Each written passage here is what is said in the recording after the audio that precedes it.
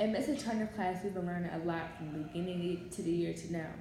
So in the beginning of the year, we've been learning how to use the calculator, graph points, zoom in, erase data, clear memory. We've learned a lot of things.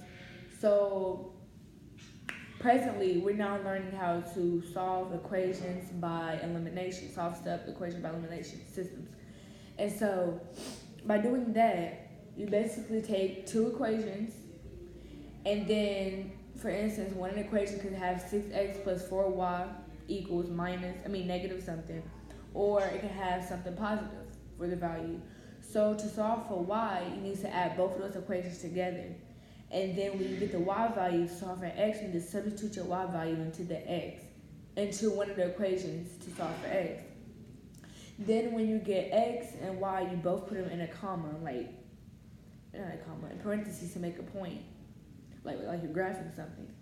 And then in this year, we've also learned how to talk mathematically. We've learned how to talk mathematically. We learned how to put things in our mathematical toolbox and use it for good times. We've learned a lot of things in Mr. Turner class. The beginning of the year was very useful for the calculator, because when you get to early college or high school or college, you're going to need to know how to use a calculator. You're going to need to know how to graph points on a calculator, and it's going to get harder and harder each time. So it's best that Mr. Turner is teaching us these things now, because it's going to be very, very difficult when you get older, and you're going to be behind if you don't know how to use a calculator. So that's why Mr. Turner has taught us how to do everything in the calculator that we need to know. Like, you got stat plot, you got y equals, and for y equals, you can say y equals and put your points. Like, for instance, you can take y equals and then put 3, 5, and you can graph it.